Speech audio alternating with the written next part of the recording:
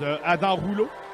Les enjeux gagnés par l'Océanique. Aguilar place la rondelle au but et bel arrêt de Rouleau avec de la circulation devant lui. Là.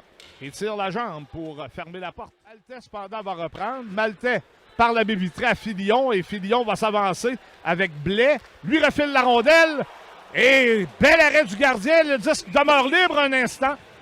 Mais l'officiel fait entendre son coup de sifflet. Adam Rouleau, après la belle passe de Filion vers Blais, qui devait travailler à très courte distance après avoir reçu la passe. Là, il y a en plus Siboulka qui récupère à cet endroit. Remet à McCollum. McCollum vers Robida, c'est un peu long. Alors on en profite. Jacques pour retourner l'adversaire chez lui. McCollum par la clôture. Intervention. Un lancer qui touche une jambière.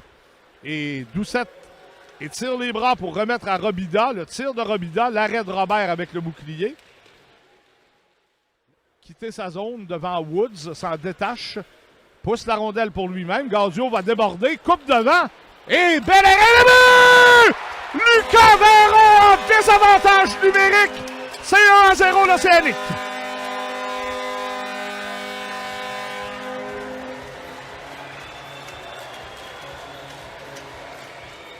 Un jeu qui semble dans son territoire et a accéléré d'abord pour se détacher de Woods et a contourné deux joueurs le long de la bande. Il est revenu subitement devant le filet adverse à la droite de Robert et le long rebond de la rampe va revenir jusqu'au gardien qui dépose sur le bâton de Lagacé pour chasser par l'autre numéro 13, Maxime Coursol. Lagacé s'en éloigne, mais on lui enlève la rondelle et ce sera l'échappée à 2 contre le gardien. Et superbe arrêt là de la part de Adam Rouleau qui sort la mitaine et vole un but qui aurait été extrêmement important à Maxime Coursol à la gauche. Du Cerbère des Foreurs qui vient de garder son équipe dans le match. Du patin, on travaille chez les Foreurs et à nouveau, c'est Ouellet qui tente sa chance. Le tir, l'arrêt de Robert avec le bouclier et le contournement rapide tenté par les Foreurs, en l'occurrence Thomas Larouche et Robert qui revient à temps et ferme la porte, donne la réplique à son opposant Rouleau.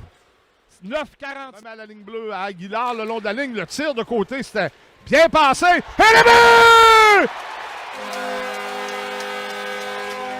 Marqué, je n'ai pas vu le numéro du joueur, là c'était à l'autre bout de la patinoire. Mais quoi qu'il en soit, l'Océanique double son 29 à faire en troisième période. For our friends in the Maritimes, Newfoundland and Ontario, we have a new score for you with 7:49 to play in the third period.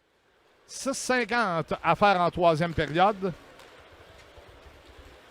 Là, c'est l'attaque à 2 contre 1. Guy qui s'avance, il lance ses comptes.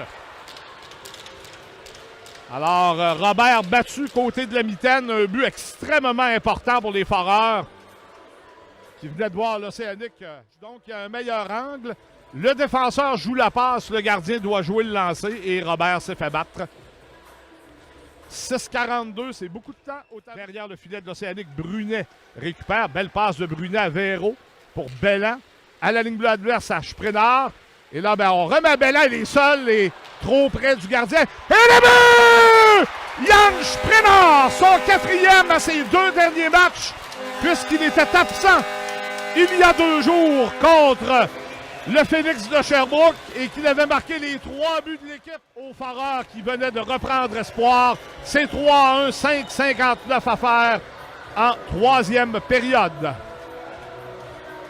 Et quel échange à partir du territoire de l'Océanique. Brunet qui a initié le tout. Avéro, drapeau attaque, il lance par-dessus le but. Et le rebond va quitter la zone de l'Océanique. 40 secondes à faire. Et là, c'est Gaudio qui intercepte. Il lance ses comptes dans un filet abandonné. L'Océanique va l'emporter. 3e victoire consécutive pour les hommes de Serge Beausoleil qui finalement, alors qu'ils ont l'occasion...